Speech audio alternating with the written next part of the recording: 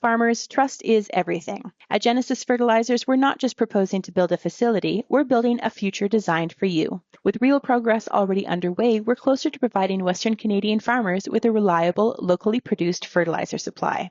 Now is the time to take control of your farm's future. Learn more at genesisfertilizers.com/credibility. It's time for RealAg Radio on Rural Radio Channel 147 on Sirius XM.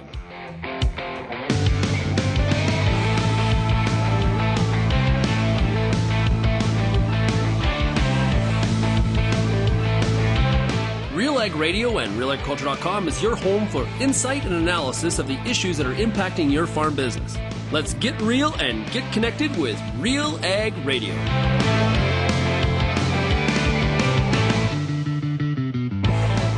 Welcome to RealAg Radio here on Rural Radio 147, Sirius XM. Shaun Haney, your host here on this Wednesday midweek edition of the show. Thanks so much, everybody, for making RealAg Radio and Rural Radio 147 a big part of your workday.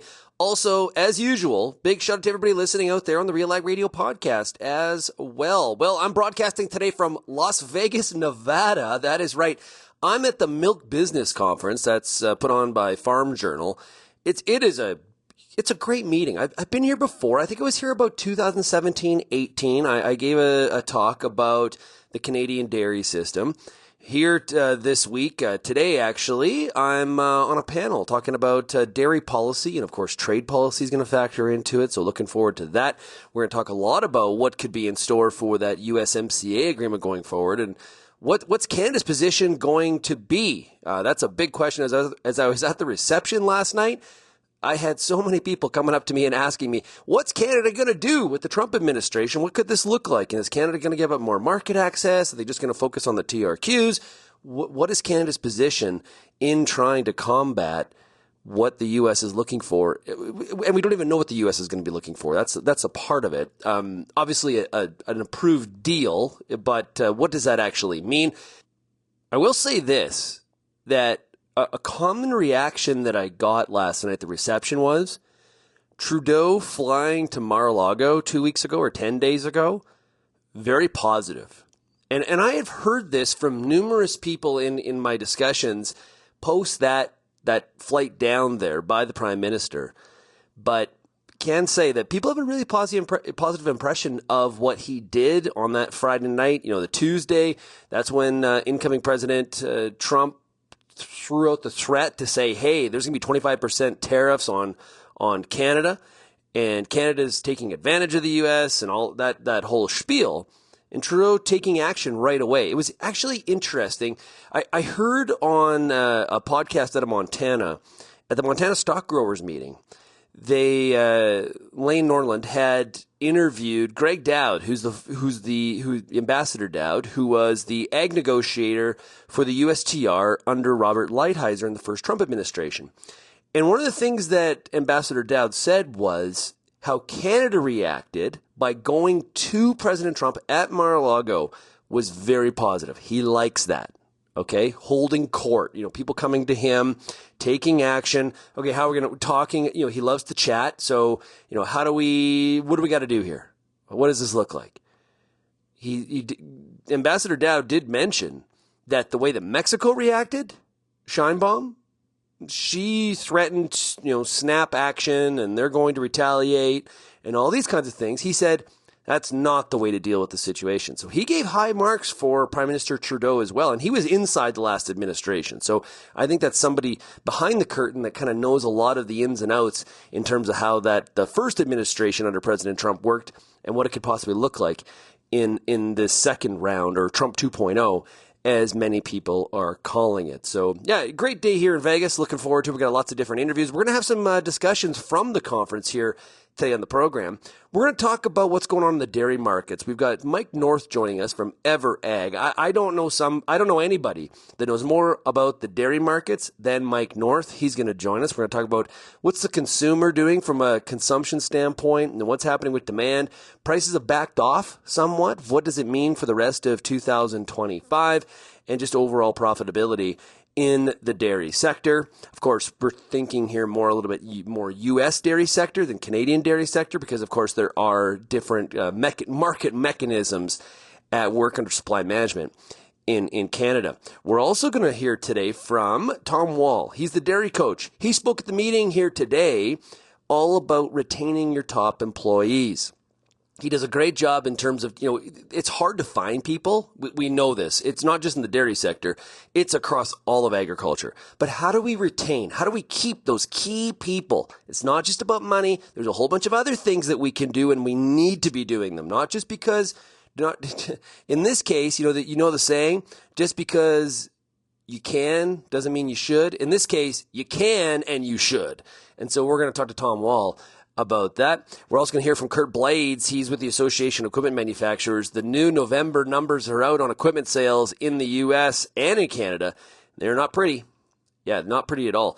U.S. combine sales, they're down 25% year to date compared to last year. That's a big bite. We're also going to have some time today for the top ag news stories of the day. Now, if you have any feedback on today's program, we'd love to hear from you. You can send me an email, shaney@realagriculture.com. You can also find Real Agriculture across all the different social media platforms. You can also call the RealAg feedback line, 855-776-6147. When we come back from a quick break, we're going to hear from Mike North. We're talking markets right after this. We're at the Farm Management Canada meeting, AgX. Joining us right now is Stuart Person with MMP, board member at Farm Management Canada. What are some of the cool things that Farm Management Canada does? So we do some educational work around financial literacy, succession planning, risk management planning as well. A lot of our role is to promoting the concept of, for example, risk management planning. Getting out and explaining to people the importance of risk management planning and what it can do for you and what are all the benefits to doing that. In those sessions, we're not going to do a risk management plan for you because every farm in Canada, their risk management plan is going to look something different. Our role is more on promoting the concepts and getting people into that mindset that this is important and I should be doing this. Risk management is really putting a plan in place to say, how do I deal with all these things that I can't control? Producers who do a really good job of business planning and have a really good risk management plan in place, they understand that and they realize they have a good backstop in place. Their confidence level is a lot higher in terms of making investment decisions. Here's what Wheat Pete's word on RealAgriculture.com is all about in under 30 seconds. It's wheat time. I love wheat time. I love wheat. Get that sulfur on. Get that seeding rate right. Get that nitrogen on your wheat right. Get that protein. Know your variety. Know when you need to put fungicides on. Pick your product. Pick your rate. Do the right job. Get this wheat crop right. Have a nice day. Grow amazing wheat.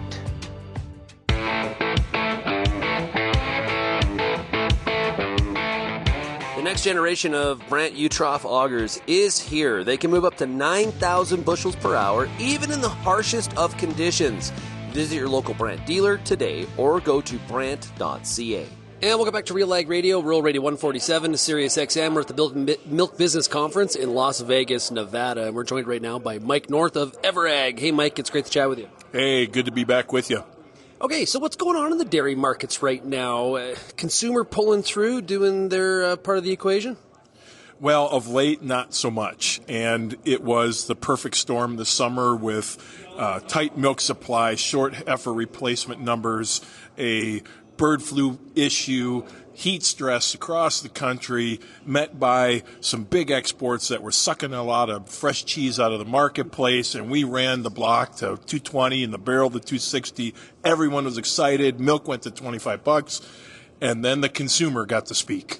And ultimately, they said, we're done.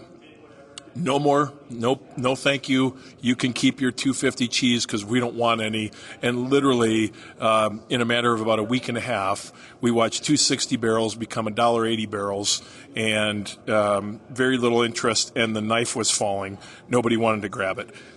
So here we are, back to where we were prior to all of this, trading $160 to $170 cheese. Butter went from $3 back to $2.50. The standout products from a price perspective have been the non-fat dry milk powder and the whey market, which have continued to climb and carry a premium to the world market. And so, our mainstay products in that Class 3 and Class 4 category have lost value, while the co-product, byproduct has ultimately been what's helping to stabilize. But milk prices went from $25 in Class 3 back to $19. Class 4 saw $22 and $23 milk become $19 to $20 milk. Is any of that pushback from the consumer to do with avian influenza? Because that would be a more systemic, longer-term thing rather than pricing. Not at all, and I think dairy has an incredible story to tell in the fact that pasteurization kills all of that. So food safety is not a problem, and we've not seen retraction from the consumer on that front. It's merely a price issue, and if you look at the consumer of late, they've been sending us all sorts of signals on where they're at financially. We've watched as different Wall Street earnings numbers have come out with commentary around the sidelines of our upper and middle class consumer has been scaling back. We're seeing it and have been for a long time on some of the least income households in America. But the trade down is what's getting the best of us right now. And one of our fastest growing categories is frozen pizza. And like I tell everybody else, if I want to eat a pizza and ultimately want to enjoy it for why I enjoy it, which is generally cheese, I'm not going to find a lot of pleasure in a frozen pizza, and they obviously serve a category that people still appreciate, but there's not as much cheese on those pizzas as we see elsewhere. And so that is one of the challenges that we have, in the category. And I think as you look at that fresh cheese prices where it was, it just didn't get a lot of traction in the marketplace. So we had to reset and go back to where value was. Is this following typical long-term price elasticity, how we would typically go, or is something changed in some of those numbers? No, this is very common. We generally see volatility, and it's not even surprising that we peaked in October, because the reality is we often do. Seasonality leads us into high prices in that September, October, November window, and then we test how far we can go with the consumer every year and then wait for their feedback. And this year they said, no more of that, please, and prices retracted. What kind of impact is that heifer retention having? We're seeing a lot of beef on dairy. I saw an article where it could be 500,000 heifer short. What kind of impact is that having on the market? Yeah, so, profitability has been present in the dairy space, and so dairy farmers are going to work to solve that problem. And so the impact it's had is we're keeping cows in the barn longer. More lactations per cow is kind of the direction that we're taking.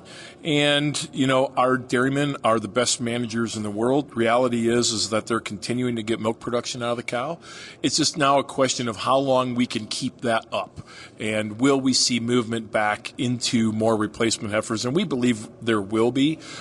Even anecdotally, as we talk with clients, there's been more movement back towards shifting some of those breeding percentages away from beef towards replacements, and it doesn't take a big move to make a difference, and that's ultimately what we see happening. Is over time we'll solve the problem. For now, we're going to remain tight.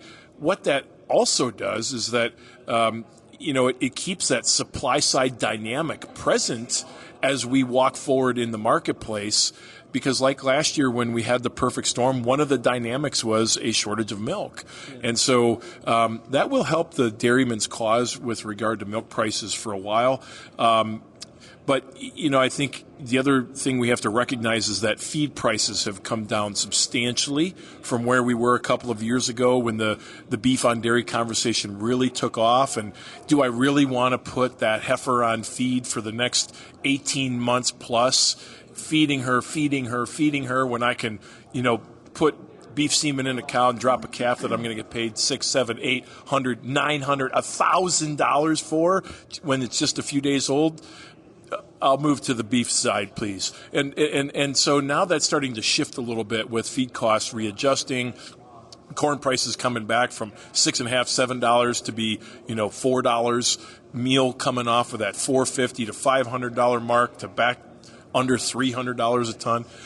We're seeing hay prices readjust as well. So a lot of that opportunity has shifted, as much because of the opportunity in milk price and the fact that we have feed prices a whole lot cheaper, and I can justify my efforts. And I think this almost becomes a conversation about who's in the space in the future.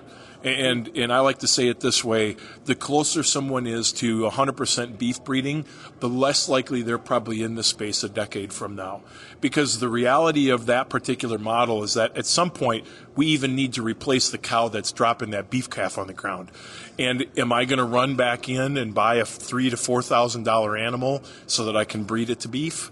That becomes a big conversation. And so, while we're going to continue to breed beef in our space, I think a lot of people are looking at, hey, what is my plan for the future? Do I need more replacements? Am I going to start a new site? Am I going to build a new barn?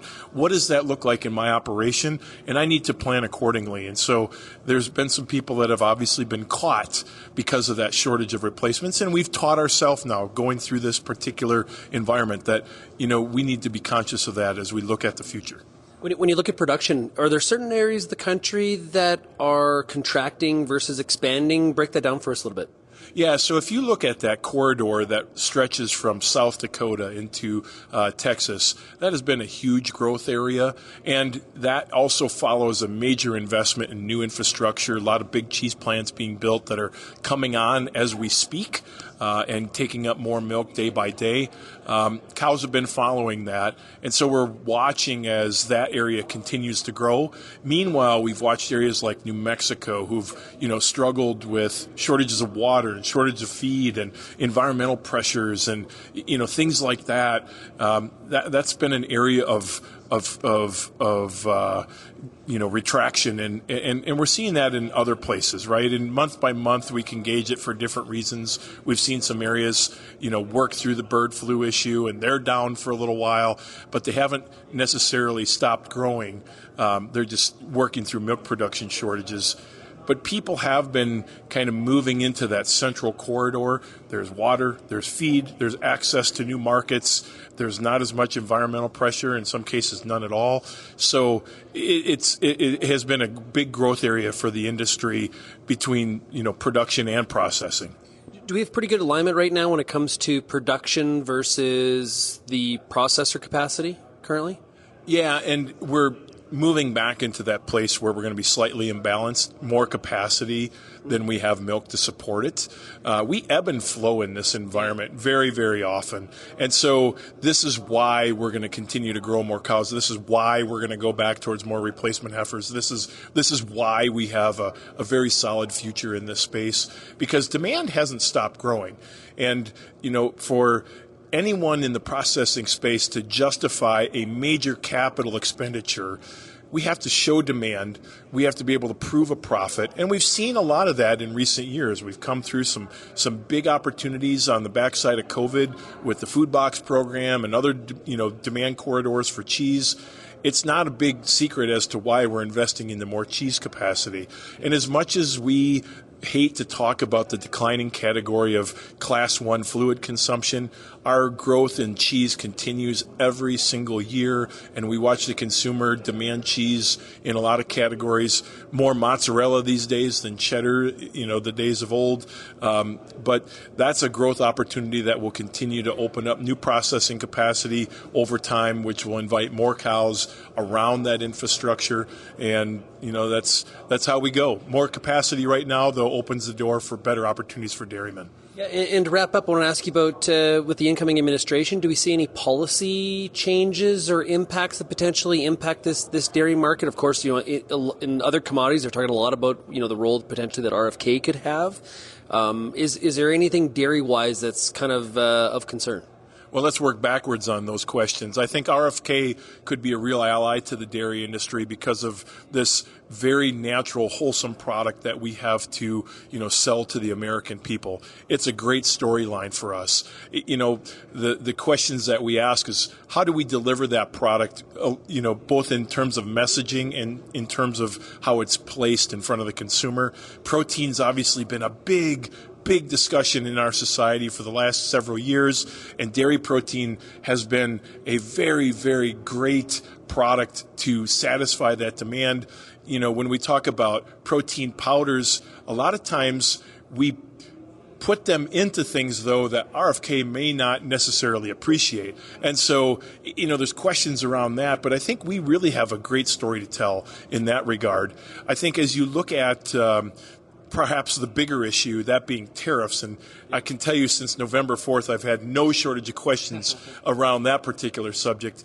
I'm not as fearful as some are in this regard, because we've had a chance to see Trump in action for 4 years. We kind of know how he likes to use that tool. And as we look at our partners in China and Mexico and Canada, as much as there has been a lot of saber rattling over the course of the last couple of weeks, I am not fearful of where we actually land on this topic because of some of the policy work that's already been done in the first 4 years. So not as fearful. Immigration, I think, is the one in the dairy space that, we're watchful of, and just exactly what path do we go down there. I think we all want the same thing, so I think we can work through, a path of resolution there, but that's not to say people aren't a little scared about it right now. Well, Mike, when it comes to the dairy markets, you are the best, man. I really appreciate you taking some time here for us. All the best to you. Enjoy the rest of the conference. Oh, I will. Thank you, Shaun. That's Mike Norris with Ever.Ag. We'll be right back on RealAg Radio, Rural Radio 147, Sirius XM, right after this.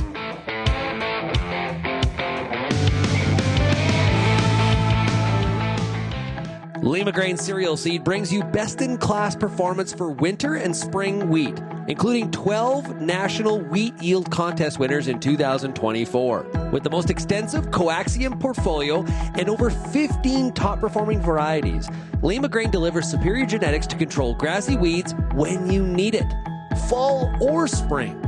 Boost your yield potential today. Visit limagraincerealseeds.com or call your LCS Regional Commercial Manager for more info. What's next doesn't happen by accident and doesn't happen by chance. What's next happens when experience meets expertise, when data meets dollars, and when steel meets earth. What's next happens when the promising work of Pioneer's state-of-the-art research centers meets the unsparing challenges of more than 17,000 on-farm trials. Our ultimate goal is to bring the next seed breakthrough to your field. Because Pioneer isn't just our name. It's our mission. Pioneer. What's next happens here. I'm Lindsay Smith from RealAgriculture.com. Join me Monday nights for The Agronomist, a 1-hour live and interactive show broadcast across YouTube, Facebook, and X. Monday nights at 8 p.m. Eastern, I host expert agronomists from all over the country to give you answers to some of the toughest agronomic questions. Join us live or catch the replay Tuesday morning. That's The Agronomist with me, Lindsay Smith, Monday nights live at 8 p.m. Eastern.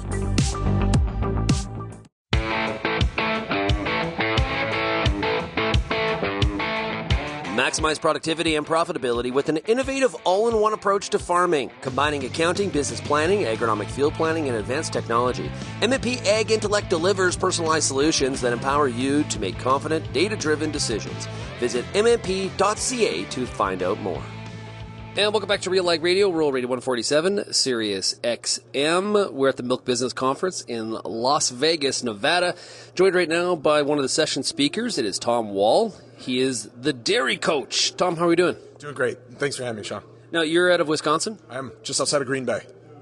Cool. So tell us about your business, but what you do. Yeah, for the last 24 years, I've been working with dairy farms, going on-site, working with the managers, the owners, and their teams, trying to get a better experience for the employees, for the employer, more production, more stability, just a better experience for everybody. So employee management doesn't become the biggest headache that guys have to deal with.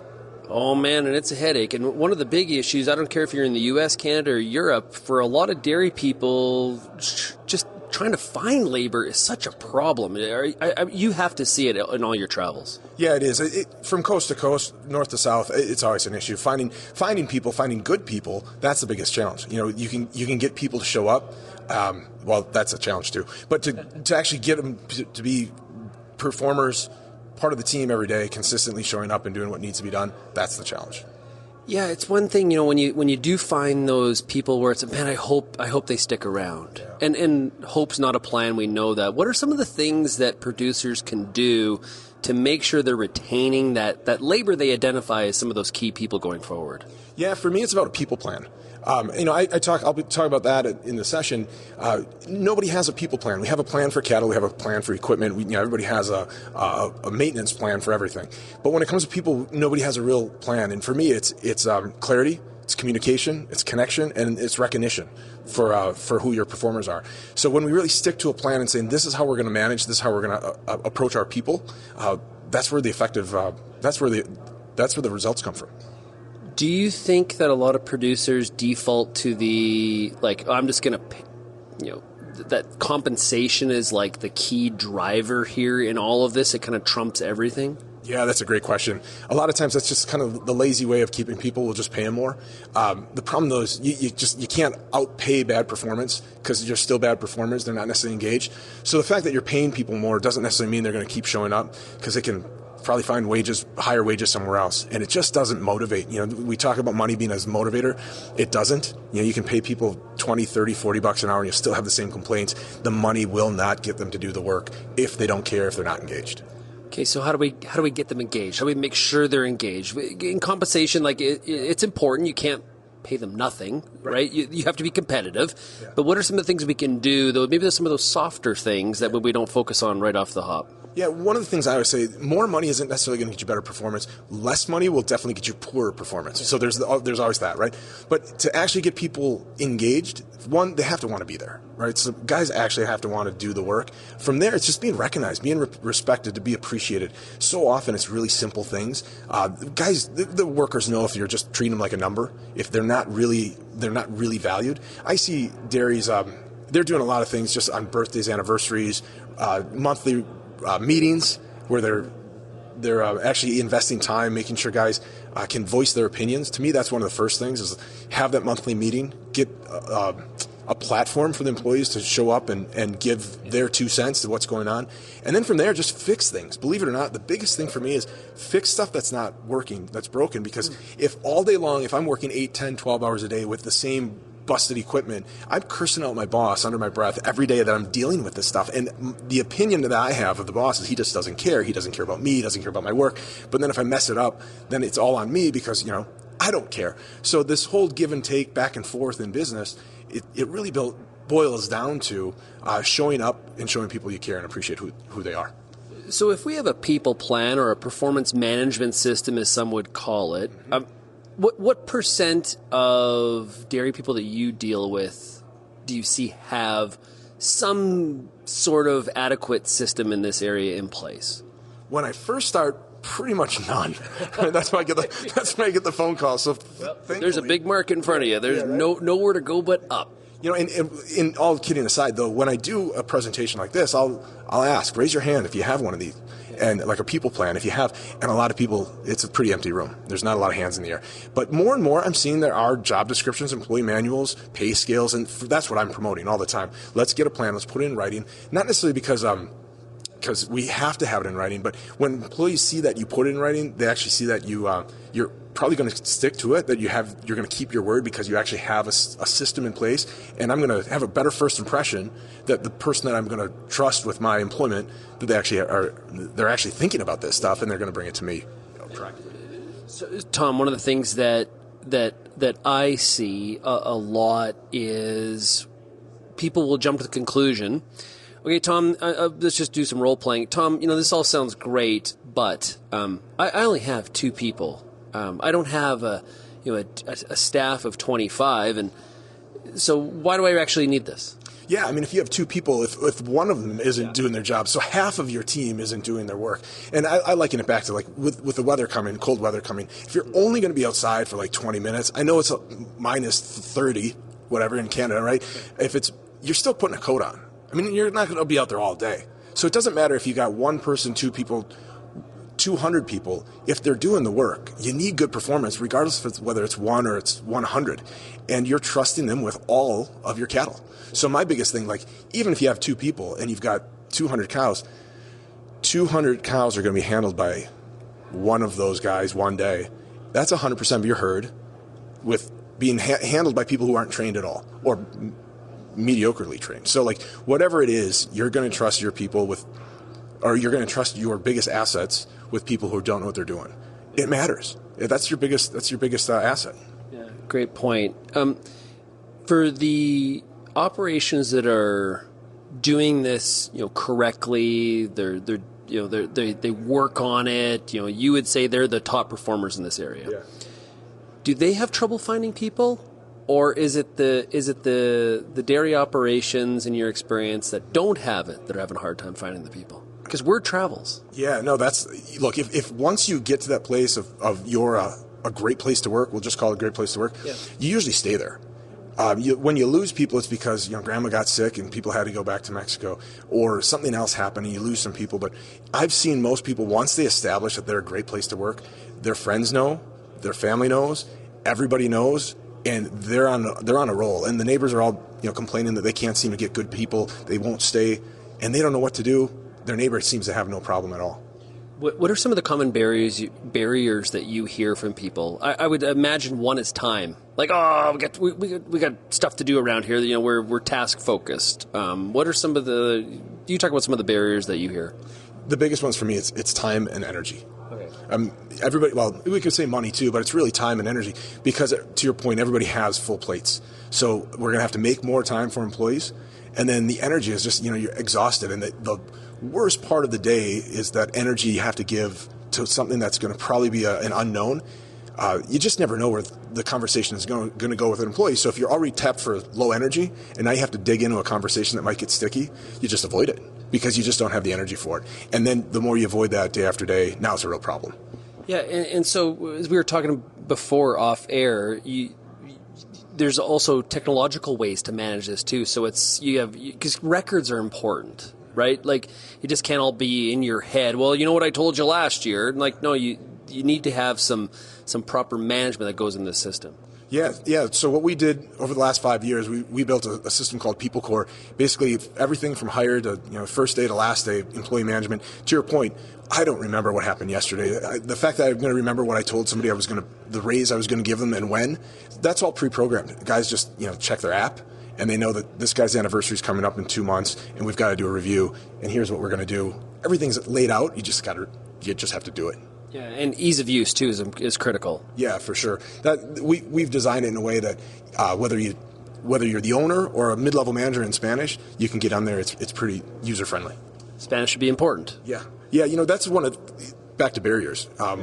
Communication. I take it for granted. I speak Spanish, so it's not that big of a deal for me. But man, you get so much gets lost just with our employees that speak English. Take another level with your Spanish-speaking employees, and you lose so much there. Do you see in Canada? There's a lot of robotics. Are you seeing more and more people installing robotic systems to try to, obviously a productivity solution, but also a people solution as well? For a while I did. There was a lot of people putting in robots or adding robotics just in general for different tasks, for pushing up feed in the parlor, all sorts of things. But I'm seeing larger farms, it's hard to put a lot of robots in for a lot of cows. So I'm just seeing a little more of a double down on labor, getting serious on keeping the people that we have. Before we wrap up, curious, what are some of the really cool things that you have seen people, dairy people doing on their farms to really take this people management to the next level? Cool things. Yeah, that's a great question. We have one client who they were doing Christmas cards back home. So not to the employees, but to their families back home. Because a lot of these guys, they leave wife, kids, parents, whoever, and there's a disconnect. Now with social media, they kind of know what's all going on. But when there's a Christmas card from the boss, so there's a husband and wife and the employee, photo of them in the barn, in wherever, smiling, and then they send this back, or they do a digital one with a little note. That's, to me, one of the coolest little details I've seen that an owner has done for their employees back home, because then they're boasting and bragging with their parents or their wives or whoever, and they're so proud because, they hear the stories, but they don't see the picture. And it was a just nice intentional move by the owners to say, hey, we care.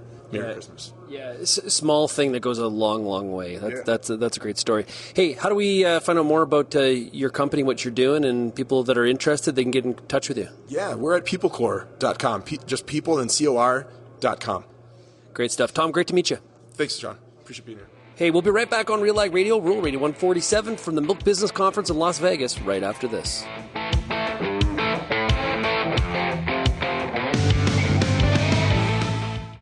Do you want to take your crop yield to the next level? Many factors contribute to achieving a successful harvest, but the right fertility plan is key.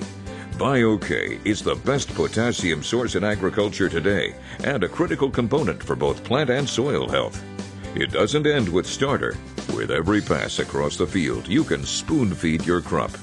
To learn more, contact a sales representative with Nature's in the U.S. and Alpine in Canada. There's a reason we call it the Corn School. Videos on everything from planter setup to weed control, field trial results, and the latest yield strategies. The Corn School on RealAgriculture.com has the information and advice you need to help you succeed. Brought to you by Pride Seeds and BASF. Corn School episodes are available at cornschool.com, from RealAgriculture.com, or as a podcast in your favorite podcast app. Check out the latest Corn School episode today.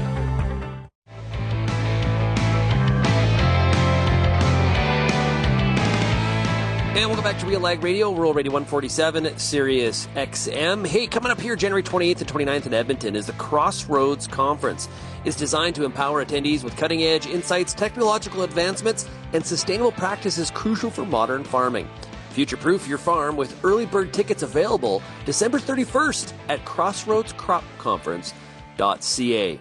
Well, one of the things we've been talking about a lot here on RealAg Radio is the fact there's been a slowdown in the machinery sector. On our October survey, Canadian Farmer Sentiment Index, one of the things that farmers identified when it comes to cost cutting is equipment spending, and those numbers are proving true.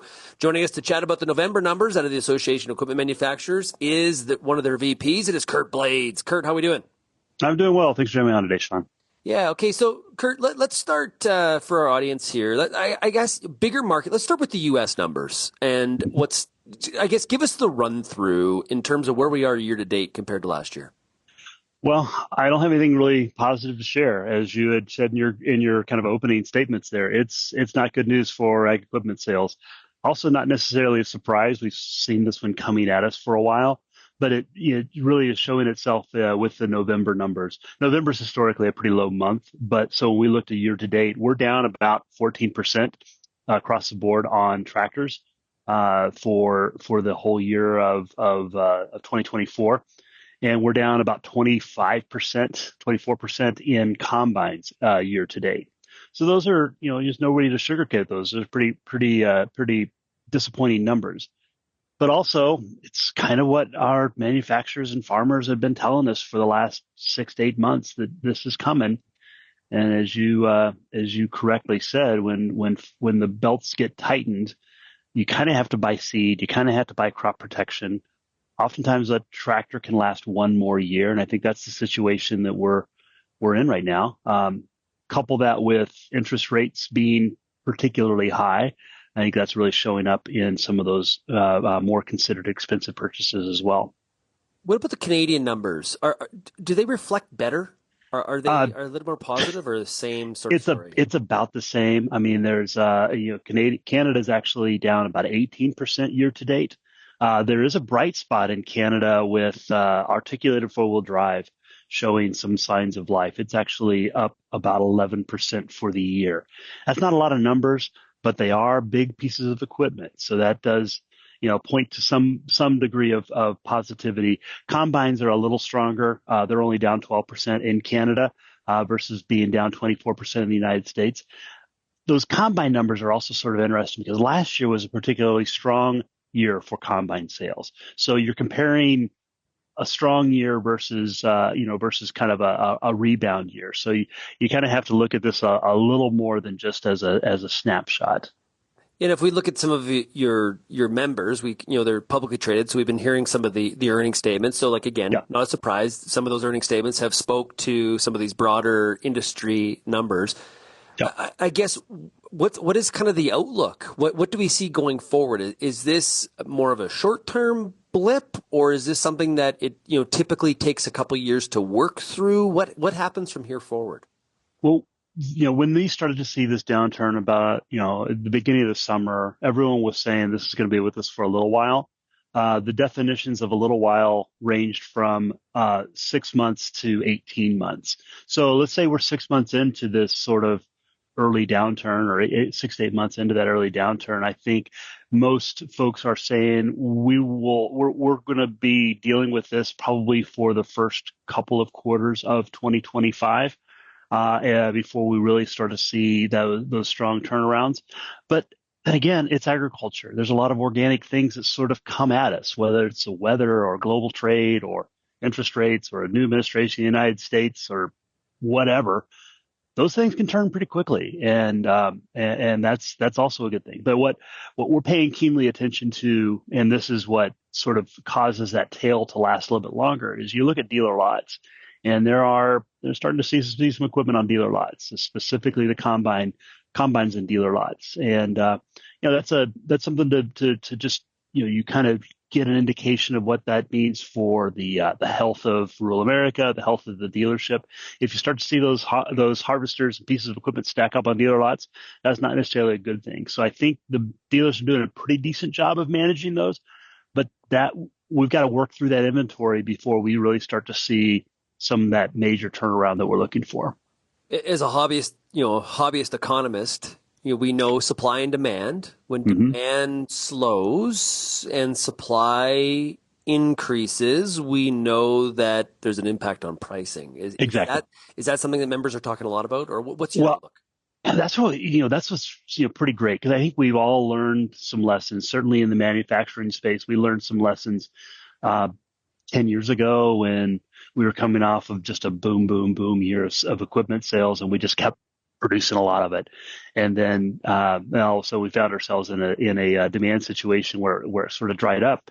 You had just an excess of inventory. In this case, as you mentioned, those publicly traded companies have been pretty straightforward about their trying to slow down or temper that supply to meet the demand, or the anticipated slowdown in demand.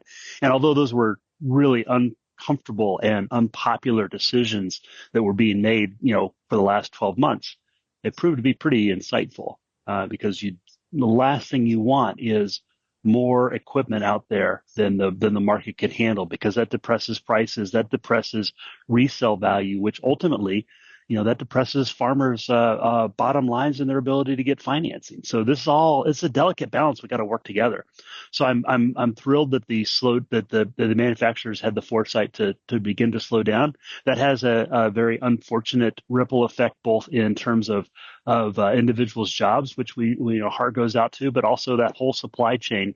You hear about the big headlines of the publicly traded companies, but it's those component manufacturers are also struggling as a result of those slowdowns at the OEM level. Yeah, and whether it's major manufacturers or it's those component suppliers going forward, there's a lot of talk about the implications of the policy around tariffs, right? Mm-hmm. There Absolutely. is, some of those components are coming from around the world. Some are being produced right in America, but some of those are being produced in Mexico or abroad, Canada for that matter. What's AEM's positioning on that relative to some of the stuff we talked about? Well, we've been pretty clear. Even the first Trump administration, we came up pretty strongly opposed to tariffs. Those were really kind of related to steel, and obviously, it takes a whole lot of steel to build equipment, so we pay a lot of attention to that one. But as you talk about the components, especially that Mexico, Canada, U.S. relationship is so important, and we're kind of symbiotic in how we use the components in component manufacturing in Canada to the U.S. and Mexico to U.S. and U.S. to Canada and Mexico, vice versa. All these things are very important. So we're paying a lot of attention to that particular relationship. Not to mention that there are just pieces of equipment that are frankly made in other countries. Wire harnesses is an example. That expertise is pretty specialized, and there's certain regions of the world that are really good at that, and we don't have that expertise here in the States, so we kind of have to go somewhere else. Well, you add a large tariff to that, and at some point we might be able to ramp up that production here in the States or in North America, but it doesn't happen overnight. Sort of like steel, it's still a global market. So if there's a tariff on steel that's produced in China, and we'd love nothing more than to buy stuff from only from those that are our neighbors. But the reality is it's a global market. So a tariff affects the global price across the board. It's kind of a self-fulfilling prophecy, right? We see a slowdown in farm income. And so we're seeing a slowdown in sales. If tariffs are going to increase the cost of that equipment in a weak demand market, it actually slows the demand even more, right? Man, Shaun, I was trying to be positive, and you took me down an even more negative route here. It's just that's one of the, I think the pieces to be kind of worked out here, and you can see why manufacturers are pushing back. I think it kind of makes sense. No farmer wants to. Hey, I want to pay 25% more for equipment. I don't think any farmer is saying that. Yeah, well, no matter how much they love the brands. Exactly, and then you add to that, agriculture gets a double hit because the amount of products that are sold overseas. So if you think of, soybeans and soybeans to China or corn to Mexico, it's like any of those tariffs have a pretty big impact on the demand, not to mention what goes on with the biofuels market. So it is, the tariffs are particularly concerning for those of us in the ag industry. Now, to end on a positive note, though, if farm profitability at the farm gate, if profitability improves in 2025 and into 26, that's going to reverse this trend because they're very tied together. Absolutely. And I'll tell you, that's the good thing, Shaun. We're blessed to work in an industry that matters. That's part of global security. It's part of food security. All these things are important. So yeah, we have bumps in the road that happen in agriculture every few years. We know that. But long-term outlook couldn't be more positive. When you add technology, when you add, the fact that the population continues to grow, agriculture is a pretty good spot to be in. Yeah, this too will pass, and that's what makes the industry that we operate in to be so pleasant. Because we're tightening our belt right now, and we're probably going to tighten our belt for a little bit longer. But the glory days are still out there. Hey, Kurt, thanks a lot for joining us here. I know you squeezed us in. I really do appreciate providing some insight on the latest AAM numbers. You bet. Thanks so much, Shaun. Hey, when we come back on RealAg Radio, we got the top ag news stories of the day. We're broadcasting today from Las Vegas, Nevada at the Milk Business Conference. We'll be right back right after this.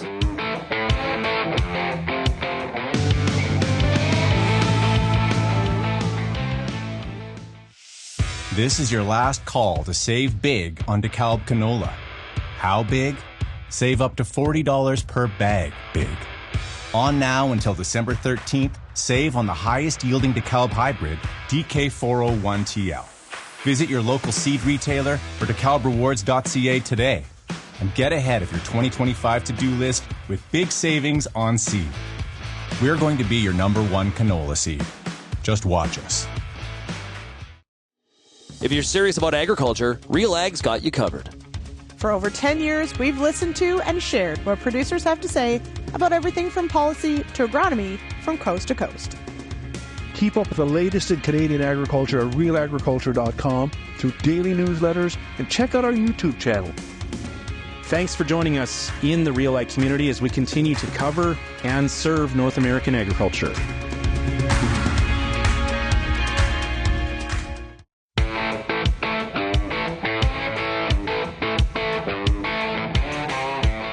With farmers, trust is everything. Genesis Fertilizers is making real progress toward providing reliable, locally produced fertilizer. Join the ownership group and protect your bottom line. Learn more at genesisfertilizers.com/credibility.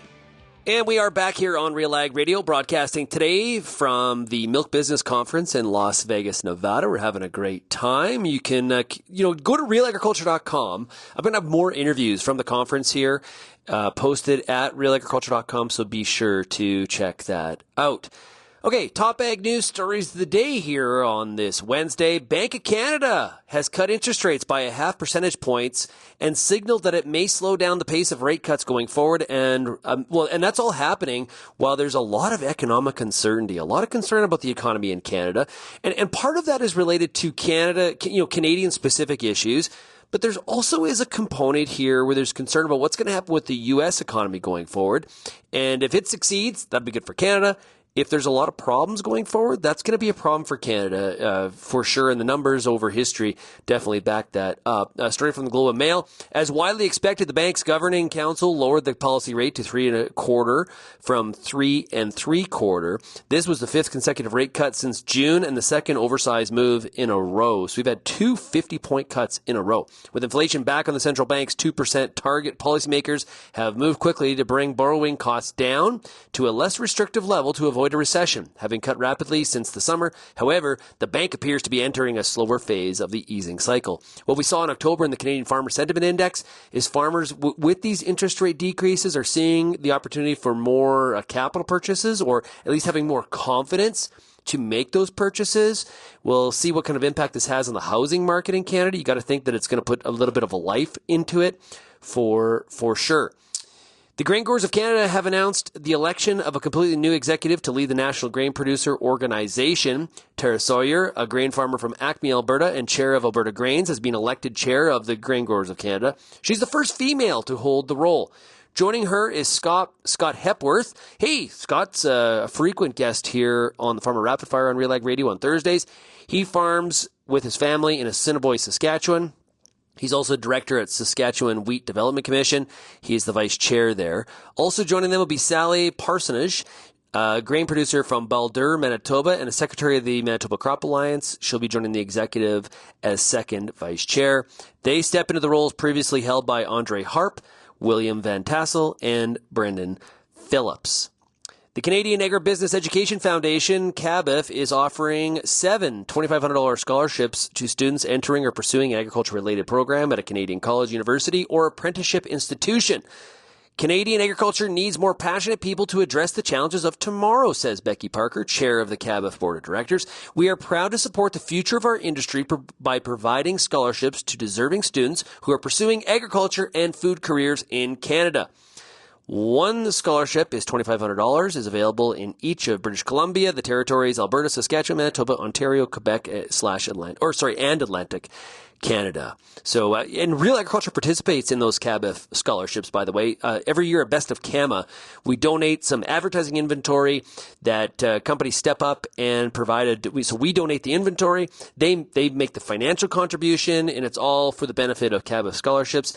And for the second year in a row, New Farm has stepped up to purchase that inventory from Real Agriculture. So New Farm making a big donation to CABIF sponsors, or scholarships, I should say. So big thank you to them for that, because it's the youth. We always talk about the young kids and where are all the young people.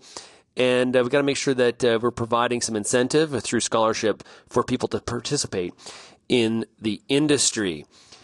I'm looking forward to the rest here of the Milk Business Conference in Las Vegas.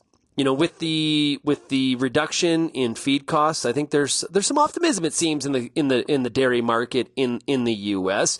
And I think, one of the things that they're really hanging their hat on is the fact that they know with the incoming Trump administration, there's going to be a focus on trade. Now, there's a lot of concern about tariffs and what that can mean from a retaliation standpoint. But I think from a market access point, they're seeing some optimism or some opportunity to expand the profile, or I guess market share of U.S. dairy products around the world. So I'm definitely sensing some optimism here in Las Vegas. Not just from the tables. I'm sure some of them had a good time at the tables for sure, but also from a dairy production standpoint. And like I said before, I encourage you to go to RealAgriculture.com and check out all of our coverage from the Milk Business Conference. I'm trying to get an interview to talk about beef on dairy and just where are we at with that. And we heard Mike North talk about it. He thinks maybe it's kind of topped out. I know others think it still has room to grow. Hopefully we can have more on that on our site here over the weekend. If you have any feedback, send me an email, shaney@realagriculture.com, or call the RealAg feedback line, 855-776-6147. That's all here from Las Vegas, Nevada at the Milk Business Conference. Thanks so much, everybody, for getting real and getting connected with RealAg Radio. We'll chat again tomorrow. Cheers, everybody.